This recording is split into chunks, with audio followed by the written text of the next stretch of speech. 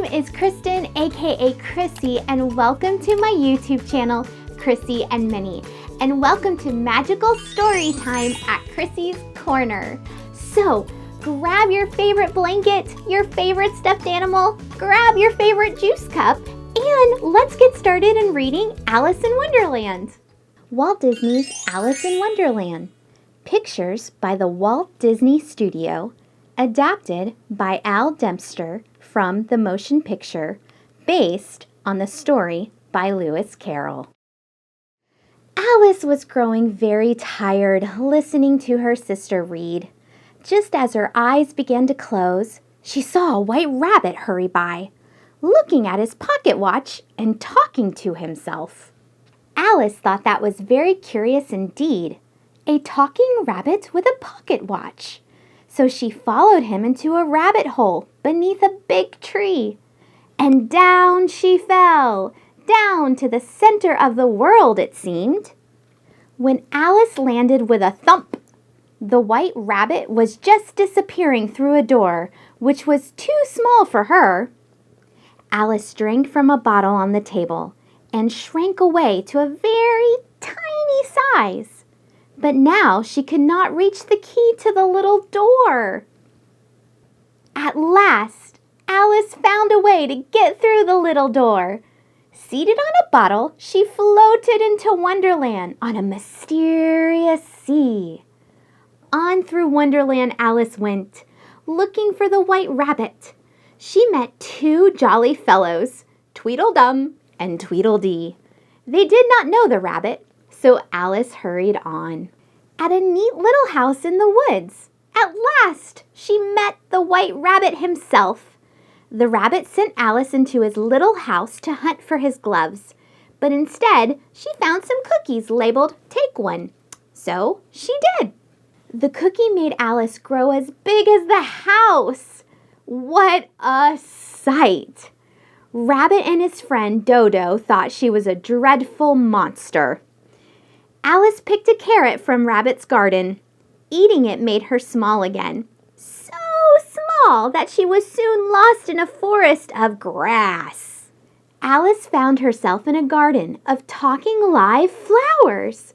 There were bread and butterflies and rocking horseflies too. Alice thought the garden was a pleasant place, but the flowers thought Alice was just a weed, so they would not let her stay. Next, Alice met a haughty caterpillar blowing smoke rings. He told Alice to eat his mushroom if she wished to change her size. Alice sampled one side and shot up taller than the treetops, frightening the birds. But another bite made Alice just the right size. Now which way shall I go? Alice wondered. The signposts she found along the path were no help. They pointed all over. If I were looking for the white rabbit, I'd ask the Mad Hatter, said a grinning Cheshire cat up in a tree. He lives down there. Alice found the Mad Hatter and the March Hare celebrating their unbirthdays at a tea party. She joined them for a while. After that nonsensical tea party, Alice wanted to go home, but none of the strange creatures seemed to know the way. Alice wandered into the Queen's garden. Soon along came the royal procession, and who should be the royal trumpeter but the white rabbit himself? The Queen of Hearts asked Alice to play croquet, but Alice did not like the looks of the game.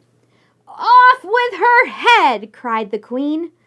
Away Alice ran, while the army of cards gave chase down all the tangled paths of Wonderland and back to the riverbank. "Oh, I'm glad to be back where things are really what they seem," said Alice as she woke up from her strange Wonderland dream. The end. What a wonderful story. Do you have wonderful dreams like Alice does? I mean, she even dreamed about bread and butterflies. So that would make a butterfly made out of bread. That's kind of funny, don't you think? And now I'm gonna let you in on a fun little secret. I'm gonna let you know how you can win tonight's book.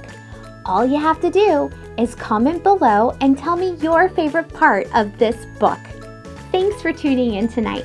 My name is Kristen, aka Krissy, and this is my YouTube channel, Krissy and Minnie, and thanks for joining me at Magical Storytime at Krissy's Corner. I will see you real soon.